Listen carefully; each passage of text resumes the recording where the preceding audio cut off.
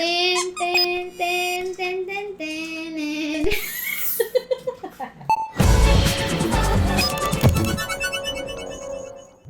Mag-unbox tayo ngayon ng MatePad 11. At ito ang contents ng box.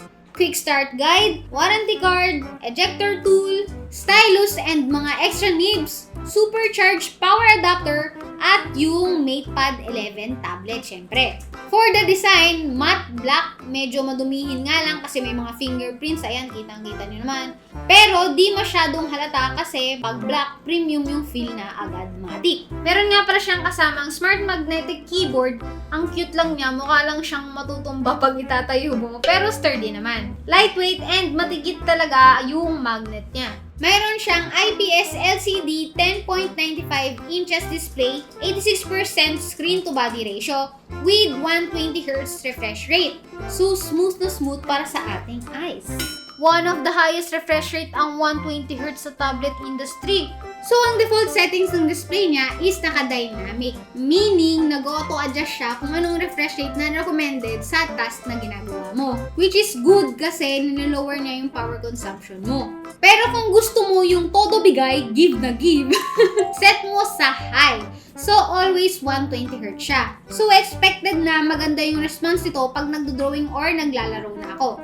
Okay din yung touch response niya, di ko nga lang sure kung ano yung exact specs, pero smooth naman.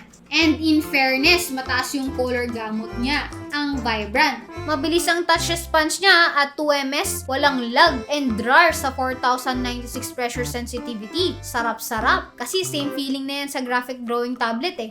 Meron din pala siyang pen feature na pag nag-double tap ka, ayan, pwedeng switch between brush and eraser, switch with previous tool, and open color palette. For now, sa notepad pa lang namin natatry itong feature na to. This year, may flagship chipset si MatePad 11. Yes, flagship! Octa-core ARM processor siya. Ibig sabihin, meron tayong 8 magkakapatid. Tapos yung isa doon, yung panganay, yun yung malakas kasi siya yung may pinakamataas na frequency. Siya yung may pinakamaraming ginagawa kasi lagi siyang inuutusan. Hugot lang. Basta, meron kasing 3 cluster. Tapos yung isa lang doon, mag-isa lang yung panganay. Tapos yung mga kabatang ng magkakapatid, nandun sa 2, pinaghati. Pero mas marami. So, okay pa rin. Naintindihan niyo ba? Anyway, ito ang pangmalakasang Qualcomm Snapdragon 865 octa-core chipset with Adreno 650 GPU. Magandang dito nila nilalagay sa tablet yung magagandang processor kasi maganda yung heat dissipation nila kaysa sa phone. Ang dami kong sinabing maganda, no? Kasi ang ganda rin nung humahawak. So dito, safe kang mapapasok. Charot buddy! Ito yung kauna-unahang tablet na nahawakan ko na may Harmony OS 2 eh. Alam naman natin lahat na kung anong bago sa OS yung UI and UX. And hindi tayo din-disappoint. Ang ganda! May pagka-PC and mansanas vibe. Pero alam niyo ba yung napansin ko dito? Pag nakita mo yan, alam mo na Huawei agad. Kids Corner! Sa memory naman niya, 128GB and 6GB RAM. Marami ka nang malalagay na games or pictures dito. Tapos, up to 1TB expandable storage sa micro SD card slot. Meron siyang 4 speakers, 2 on each sides, and guess what? By Harman Kardon. Super ganda, as in buong buo yung tunog at malakas. Okay na okay kung kailangan mo ng pang sound trip or movies. Iba ka talaga. Body Harman Kardon.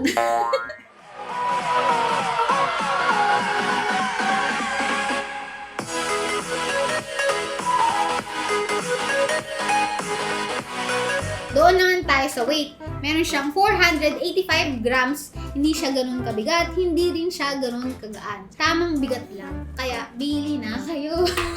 And sa camera, for the rear camera, ayan kayo nung humusga, merong 13MP, 4K at 30fps. And sa front camera naman, 8MP, 1080p at 30fps naman sa video. Sa battery naman niya ay meron siyang 7,250 mAh capacity, meaning more hours of usage. And meron siyang Wi-Fi 6, Bluetooth 5.1, and OTG support. And syempre, ang Huawei Share. Easy sharing of files and tasks between Huawei devices. At ang multi-screen collab na sobrang useful for multitasking.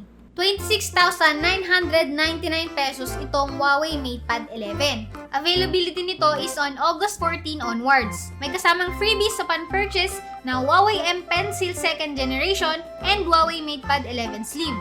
Available itong mga offers na to online sa Shopee, Lazada, and Huawei Experience stores.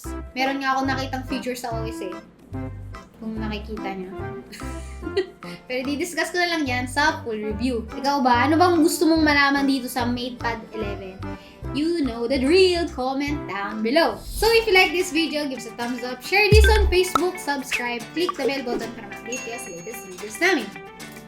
Ten, ten, ten, ten, ten, ten.